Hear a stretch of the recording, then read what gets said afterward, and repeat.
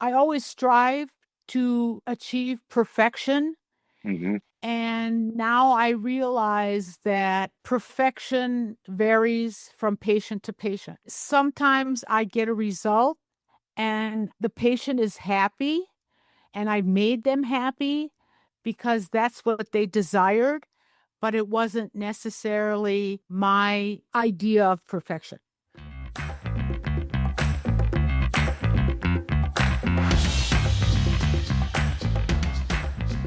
Hello and welcome back to another episode of the Thrive State Podcast. I am your host, Dr. V, triple board certified MD and performance and longevity expert. And on today's podcast, a slight departure from some of the conversations we're having around longevity and performance, but into plastic surgery, rhinoplasty, facelifts. But why are we talking about that? And so before we begin today, I want to name something out loud. We live in a culture where changing your body, your nose, your hair, your skin, your shape, can be labeled as vain or shallow or even unspiritual.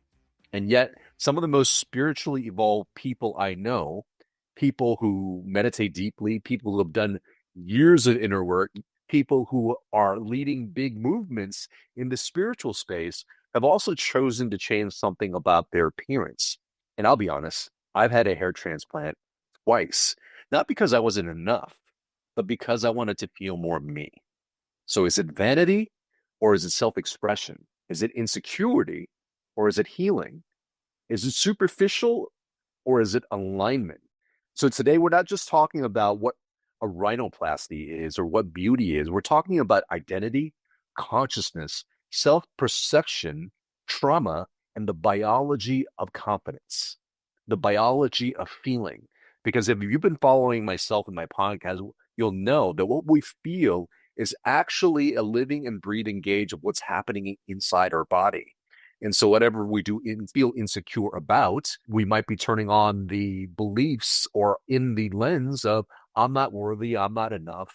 And that drives inflammatory markers in our body. And I've always said that that shift in perspective, particularly what's happening on the inside, to recognize that we are one with life, that we are connected to everyone, a part of this organism that is humanity, and that we're here to serve, and that we have got this very special gift right here, right now. That lens and how we feel shifts our entire biology. Now, before we get into how shifting the outside also shifts the inside, which it does, we can start to have this nuanced conversation about what beauty and what spirituality really means and why some people will still shift their body in terms of what they eat, the supplements that they take, whether or not they want to do hormone replacement therapy.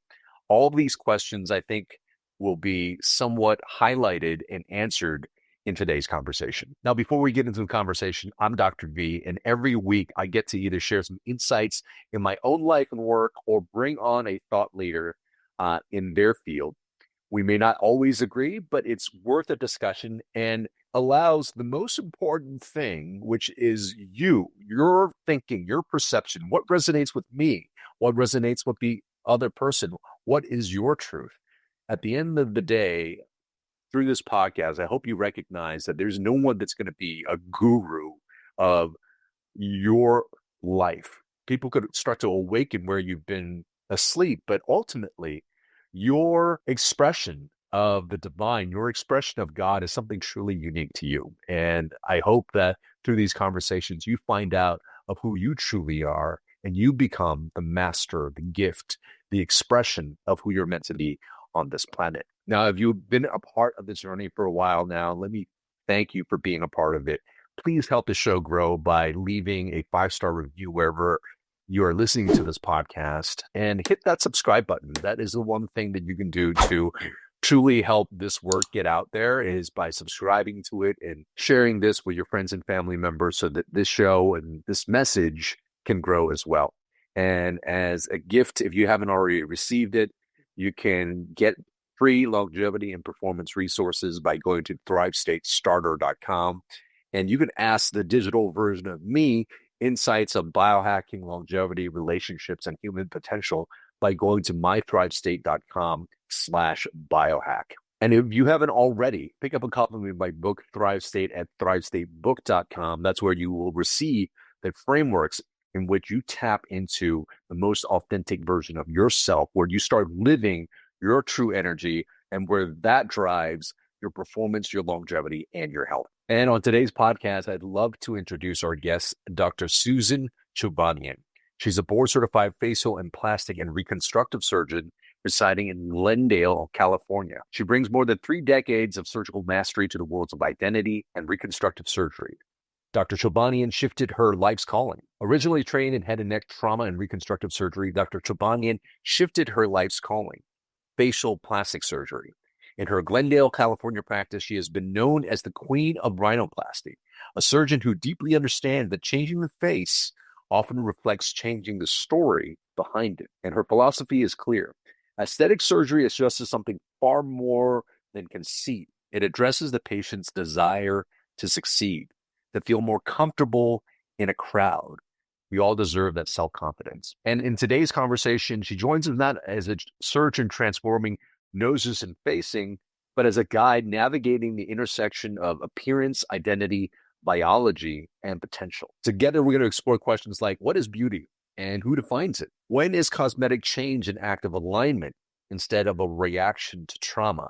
And how does shifting the outside actually impact the inside, and vice versa? For those of you that have done the inner work and still feel called to transform the outer form, or if you're questioning whether fixing the face is actually about deeper healing, this episode will hopefully reframe cosmetic change as a conscious act of becoming, a bridge from identity to true embodiment, from story to state to outcome to aligned contribution. So join us as we look beyond the skin, beyond vanity, and into the blueprint of how we truly operate in the world, biologically, energetically, and deeply human. Ladies and gentlemen, please enjoy this conversation with myself and Dr. Susan Chobanian. Dr. Susan Chobanian, welcome to the Thrive State Podcast. Well, thank you for having me today. It's a pleasure to be here. It is really great to connect, and on a topic that I think my audience may be surprised to listen to, which is plastic surgery, but particularly your field in rhinoplasty. Now, before we get into the topic and unpack that, there's a segment on the show called the 5 to Thrive. 5 questions, 1,000 points each. If you win the 5 to Thrive, you get a healthy meal on me in Glendale. So, are you ready to play? It sounds like something at my house. Okay. I would love to come Healthy over. meals in Glendale start at my house. I'd love to be there. Question number 1 in the 5 to Thrive, 1,000 points here, is who were you before the world told you who to be? Who I was before the world told me who to be? Yes. Well, I don't think I listened to the world. I think I did what I wanted to do. And I always followed my own brain and my own heart and my own intuition. And people who are closest to me, that I always say that's why they like me, because I'm really not influenced by the world. I know my path, I walk it, and I don't deviate from it. Beautiful. Question number 2, 1,000 points there. What is one belief about beauty or identity that you held early in your career that's completely transformed how you practice? I think beauty is in the eye of the beholder. Everyone's sense of aesthetics, everyone's sense of beauty is different. I think that years ago, it wasn't so much that way. Everybody wanted to look like the Estee Lauder model or the Lancome model.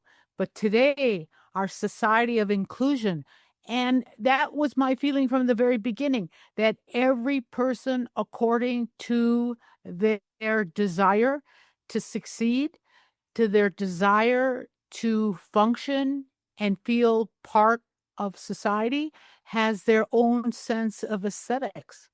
It varies from individual to individual, from ethnicity to ethnicity, and from profession to profession.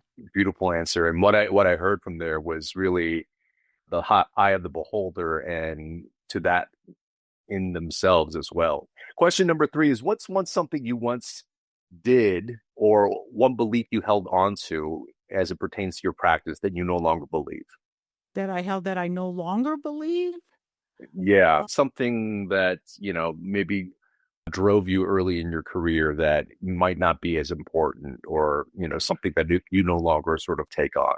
Oh, that's kind of a hard question because I haven't changed all that much, but I've become more accepting of, I always strive to achieve perfection. Hmm. And now I realize that perfection varies from patient to patient. Sometimes I get a result and the patient is happy and I made them happy because that's what they desired, but it wasn't necessarily my idea of perfection. So Sure. I think that I've learned to accept something that's less than perfect as long as the patient is happy. Mm. All right. I think, beauty always going back to that beholder, as you said earlier. What does the word beauty mean to you now, as not as a surgeon, but as a woman?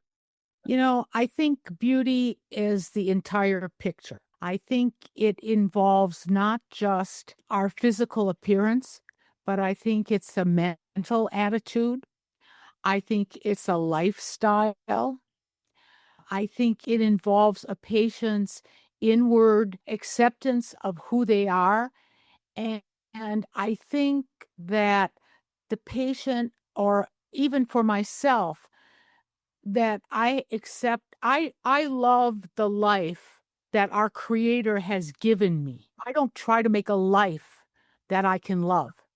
And I think that's part of beauty. I think if you love your life as it has unfolded, whatever cards you were dealt and you deal with it, I think that's part of beauty. I think it's largely between the ears.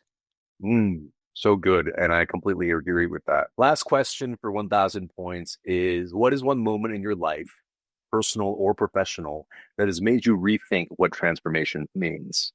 One moment and what transformation means. That's a difficult question too. I think when I came to California, okay, Mhm. I grew up in the Midwest, which was somewhat colloquial, and ideas were somewhat restrained or restricted. Mm, And when I came to California and I met the diversity of our population and the diversity of the cultures that we have in California, that it really opened up my mind as to my own transformation and the transformation that I give my patients. beautiful. Well, 5,000 points, which means I get to invite myself over to your house for a healthy meal. Oh, you're welcome anytime.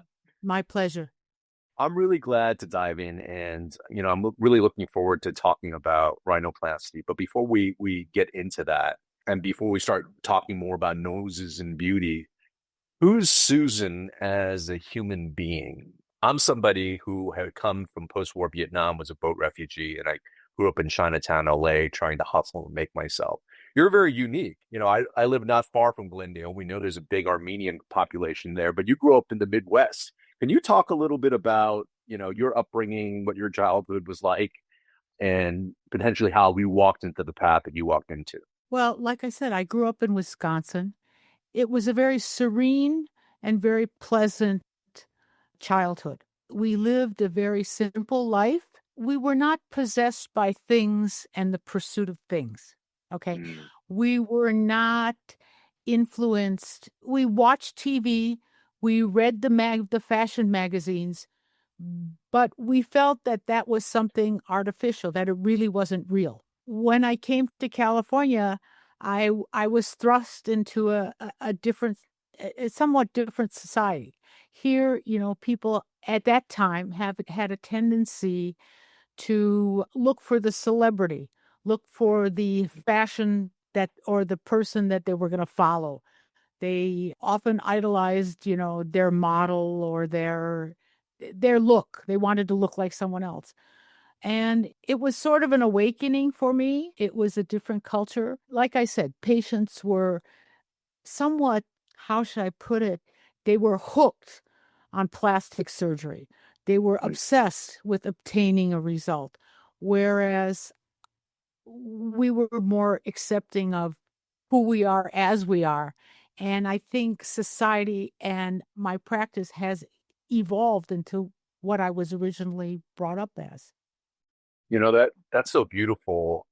What made you sort of decide to go into plastic surgery? I mean, coming from a background where you said, people were accepted as you were, was it something that you saw in the industry that made you say, hey, I wanted to step in here and potentially evolve the conversation around plastic surgery?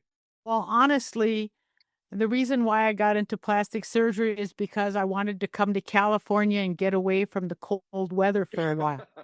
And I thought to myself, I had the opportunity to come and do my fellowship. And I thought to myself, even if it only lasts a year or two, whatever it takes to finish my training, and I have to go back to Wisconsin, at least I had a break. And as it turned out, I was very good at what I did here. I did very well in my training program. One of my professors offered me a position in his office in Beverly Hills to join him. Okay. And it was something that I never thought I could ever achieve. I never thought I could afford it. But I was fortunate in that someone recognized a certain talent in me. They liked me and they accepted me. And like I said, I started in Beverly Hills. I started, on the fourth floor overlooking the city. And it was a wonderful experience. And it thrust me and it taught me and I progressed and I was in the right place at the right time. Why I never forget at the turn of the century and at the end of 1999, I remember reading an article in the Wall Street Journal, and they listed the 10 most industries that was going to succeed in the new century, and plastic cosmetic surgery was one of them. So I was in the right place at the right time, and I started from the ground up, and I really am I consider myself a very fortunate person because coming from Wisconsin, I achieved more than I ever dreamed I could. In listening to you, I know probably that you're a believer that beauty is something that's quite holistic. It is the physical embodiment of who you desire to be, but also an inner feeling and knowing and potentially even connection with something much higher that is present. In the spiritual field and lens, we often see a lot of influencers talk about really developing that beauty from the inside. Yet there are still some very big name influencers that have, gotten a hair transplant or has, gotten height lengthening surgery or other works. And I'm going to admit I've actually had two hair transplant myself. And so I know the path of balancing both the inner work, but still desiring potentially the aesthetic in which we choose to show up.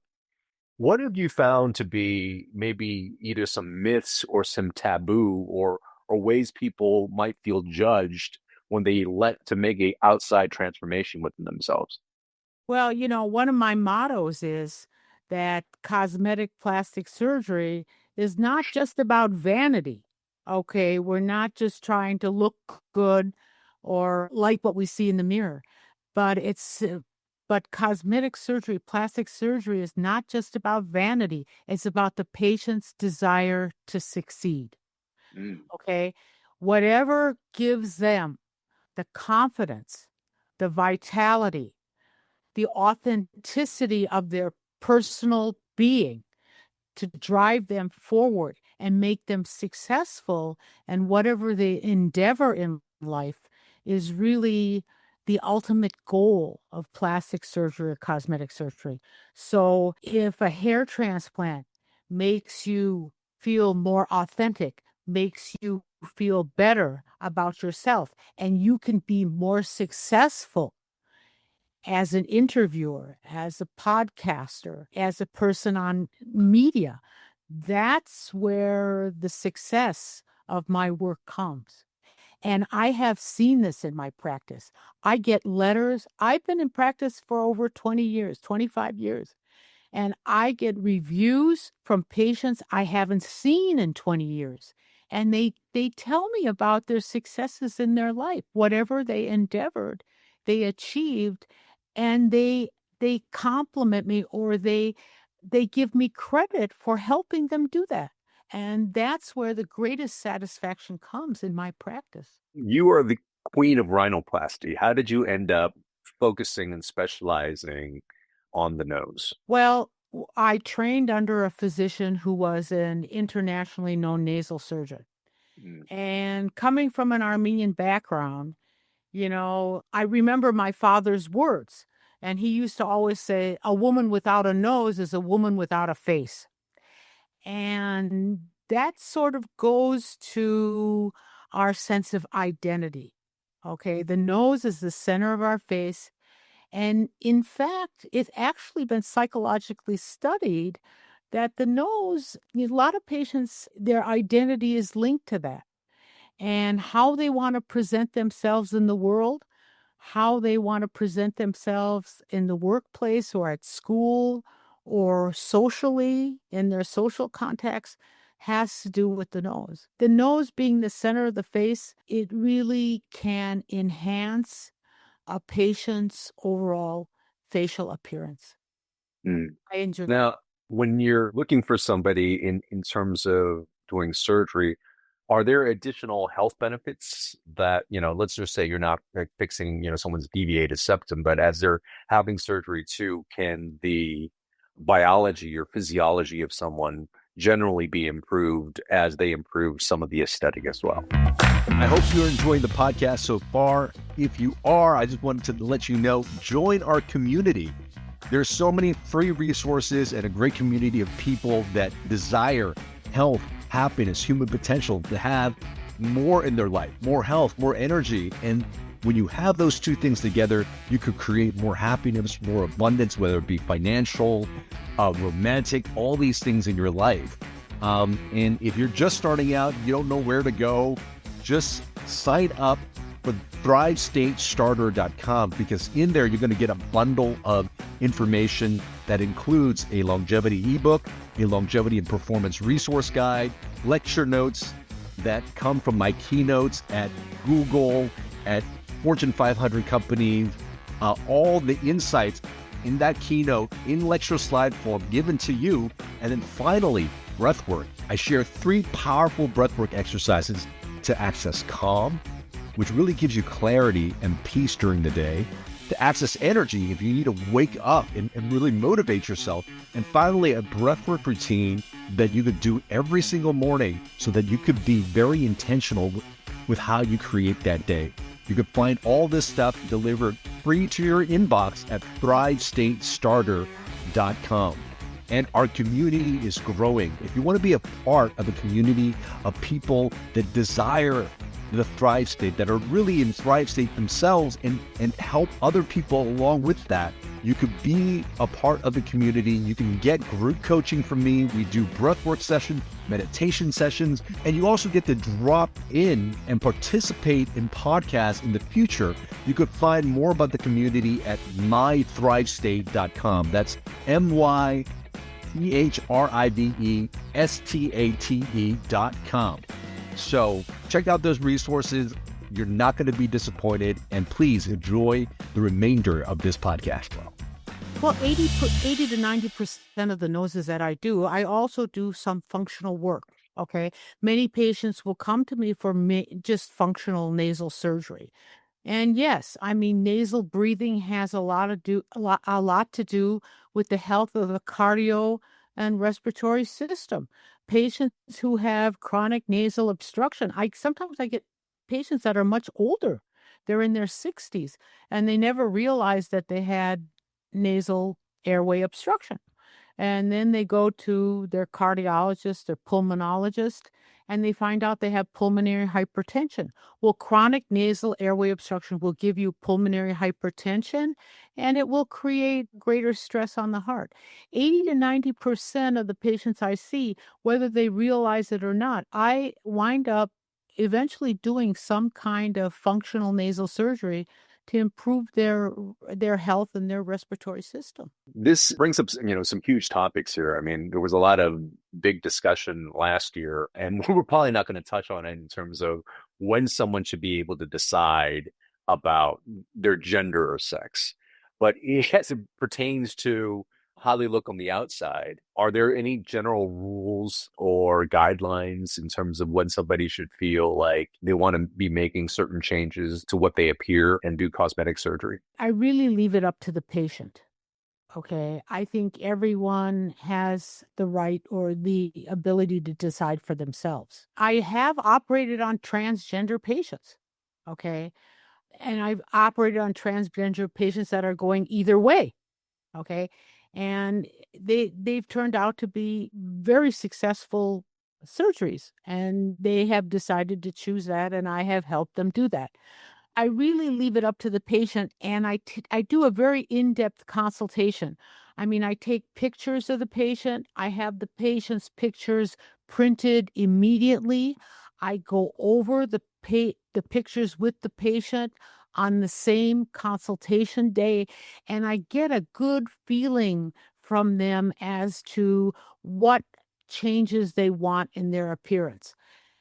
If I feel that a patient is really unreasonable, or if I think that the changes they want are really not appropriate, okay, I will back off from the surgery or try to re-guide them.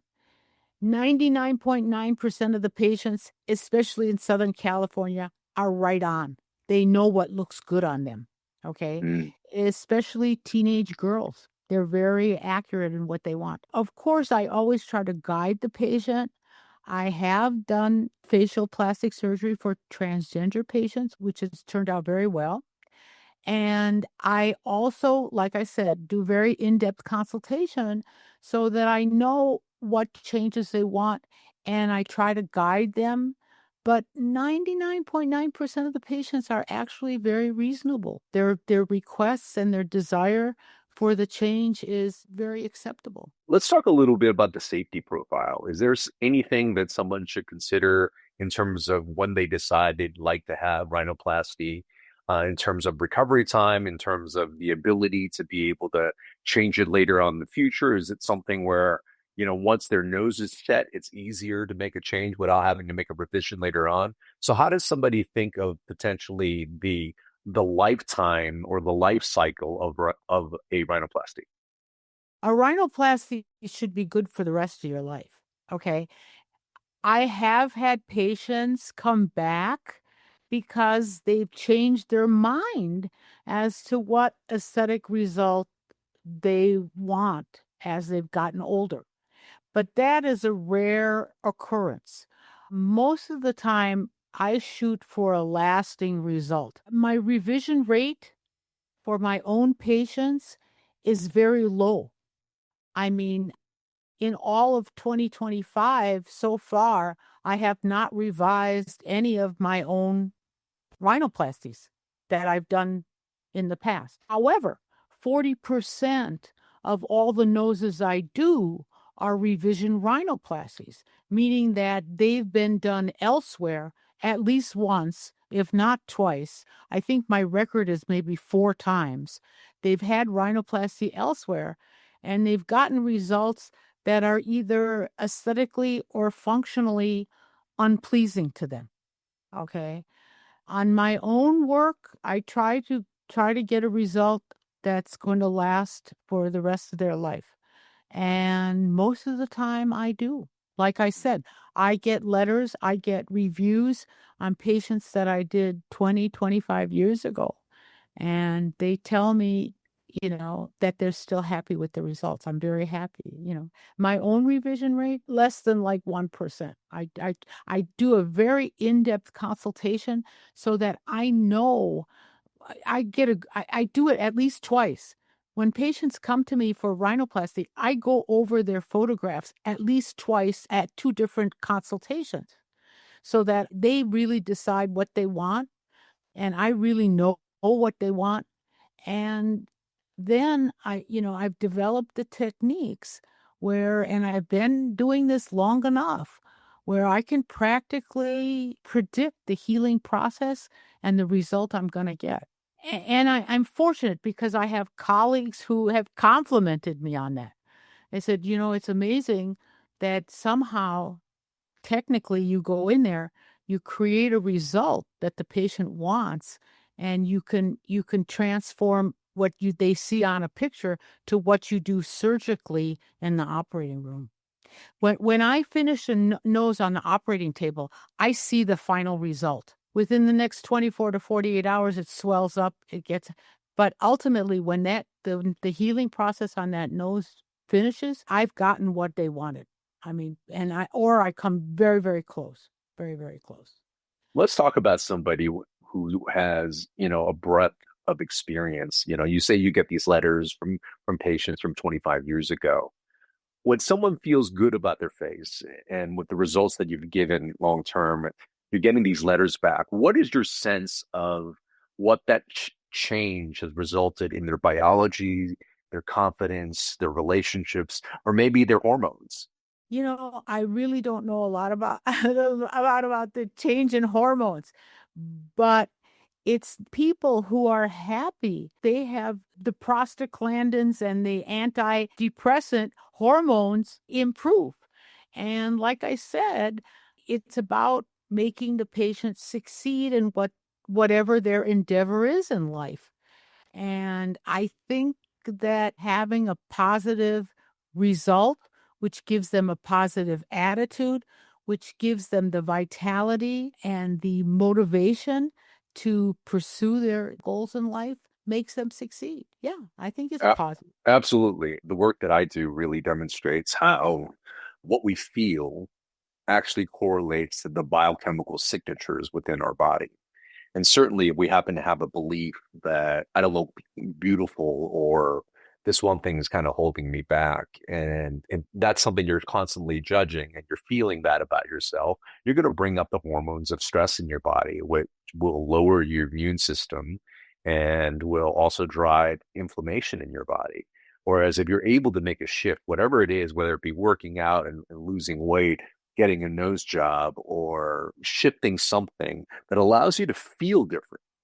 That feeling different is a different energetic signature that you're giving the health of your cells. And so, the letters that I'm hearing, and I think the results beyond just the physical and people's relationship and career that you're getting back is a true testament that how a shift on the outside can lead to a shift on the inside. But like you said earlier, so much of that is also doing the inner work of truly recognizing that what you feel on the inside, feeling connected to the creator, being blessed with everything that you're feeling from your creator at the same time. So I think it's wonderful that you're getting that type of feedback from your former clients and patients. I think that's particularly important. I mean, we're talking about rhinoplasty now, but my facelift patients, Mm, you're dealing with a slightly older generation. And a facelift, of course, it addresses the contour and the sag of the face.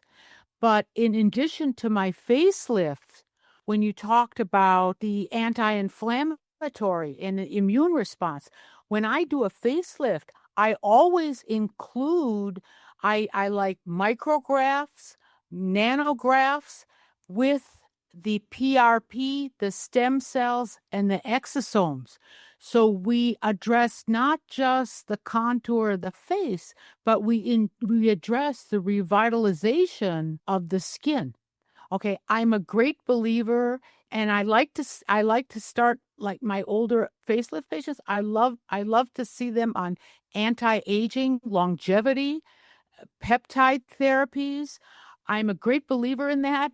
I mean, I participated in myself, and in fact, I'm really like I said, my facelift patients, my little older patients, I have LED, red light, infrared, yellow, blue, and it's not just one of these handheld devices. My device has over 12,000 LED lights. I treat the patient 360 degrees, okay, for 30 minutes or an hour. okay, at least 2 or 3 times a week. And if I include that with my facelifts, these patients not only look good on the outside, but they feel good on the inside. And I'm a firm believer in exercise. Okay. In the 1970s, about this time, just before I started medical school, okay, doctors at Boston University with the same last name I have, Chobanian. There were two of them, Aram and Ara Chobanian. They did the classic research that showed that diet and exercise can control diabetes, high blood pressure, and heart disease. And what amazes me to this day, people have forgotten about that study. Okay. So when I get a facelift patient, I see facelifts on TV. I see facelifts in Palm Springs. You see an old lady with a pulled, draped up face. That's not a good facelift.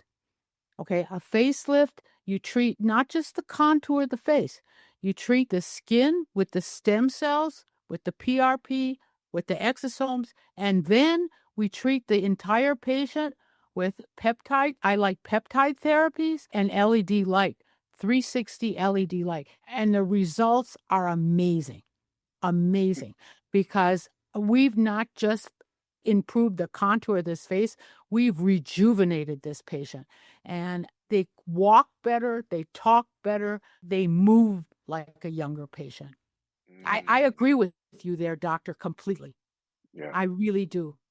Well, it's great to know that, particularly in aesthetic practices, of really recognizing the integrative and holistic nature of a human being and addressing all these things. If we want true vitality and youthfulness. So I'm glad that your clinic is providing all of that. If people want to find out more about your clinic and the offerings, where do people find you and your work? I'm on the internet.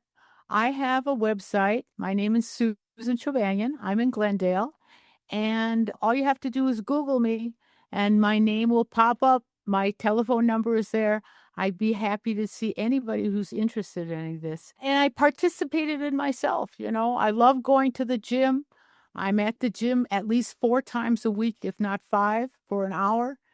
And I love I can deadlift 120, which is almost my weight. Yeah. Amazing. I'm happy to talk to anybody about it. I'd love to see the patients in my office so I can do a personal, confidential, in-depth consultation. Beautiful. And she's over in Glendale, everybody. If somebody were to ask you to go through your life and you were to give like the nugget of the one thing that has been your best medicine, what would that be? My best medicine has been my work, my profession. I never give up. I get up every morning at 5 and I look forward to going to work. I love my work. I'm dedicated to my work, and my profession has treated me well. I think it's kept me youthful and vital and authentic. Well, I feel your energy and you're truly vibing, thriving. And so thank you today for your time, for your wisdom, and for sharing your beautiful energy with the people here on the Thrive State podcast. Yeah, my pleasure. Thank you. Same to you. I hope you enjoy that episode of the Thrive State podcast. And if you're finding that this content is really helping you and your family members, please consider supporting our mission and our cause of elevating health, happiness, and human potential for people all over the world. You can do so by making sure that you subscribe to this podcast, sharing it with your friends and family members, and leaving us a 5-star review wherever podcasts are heard. All these things are going to really help elevate the show and to give us the resources to continue to bring more content just like this to yourself as well as the people that you love.